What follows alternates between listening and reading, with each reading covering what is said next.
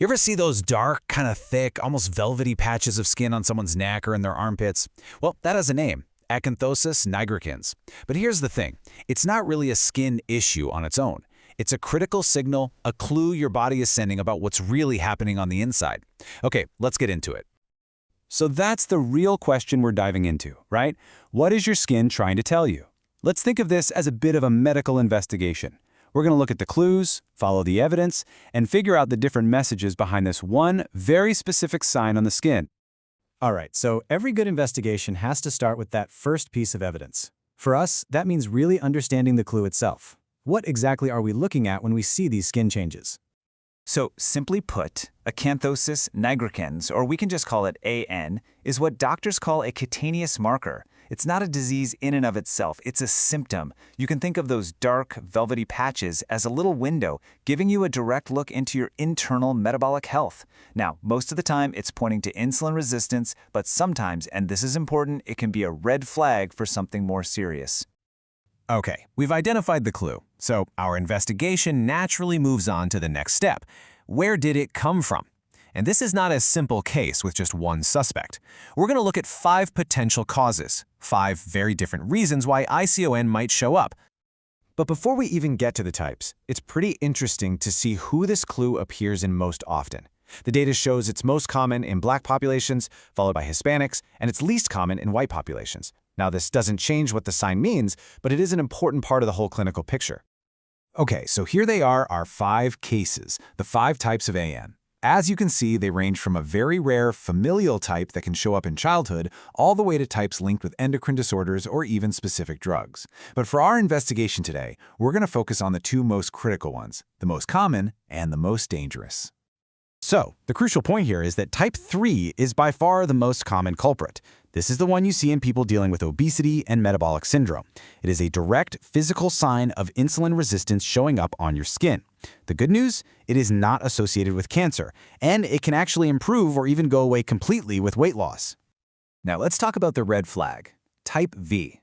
This one is rare, for sure, but it's the one we absolutely cannot afford to miss. It's associated with an internal cancer, most often stomach cancer. The key clues for this cause are when anthem appears suddenly in an older adult who is not obese.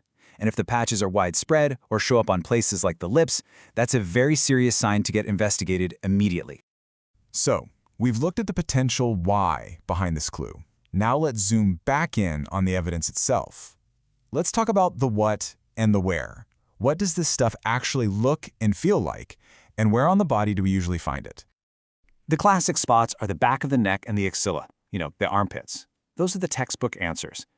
But the clue can also pop up in other skin folds, like the groin or under the breasts, and sometimes even on the knuckles, lips, or eyelids.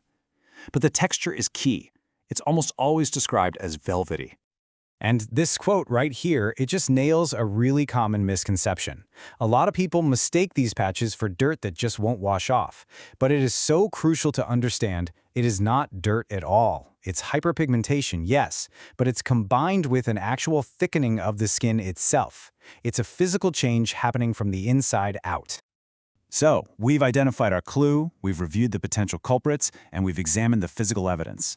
The final phase of our little investigation is, of course, the resolution. How do doctors solve the case and figure out a plan to manage it?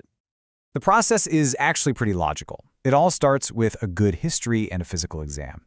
Based on the patient's profile, are they obese, are they older, any other symptoms, a doctor will decide the next steps. That usually means checking blood glucose and insulin levels. And if the picture doesn't really fit with insulin resistance, especially in someone who isn't obese, that's when you start screening for malignancy or other endocrine issues.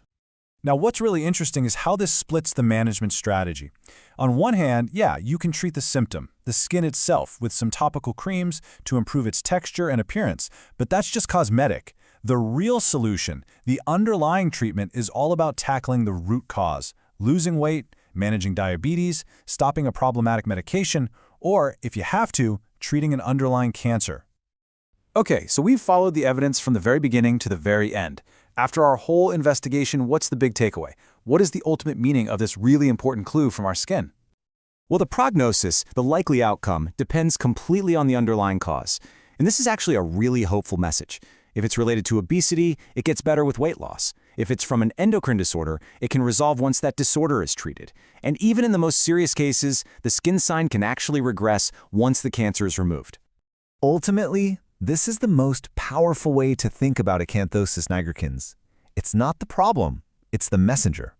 It's your skin, this incredible organ, giving you a visible, tangible signal that you need to look deeper into what's happening inside your body.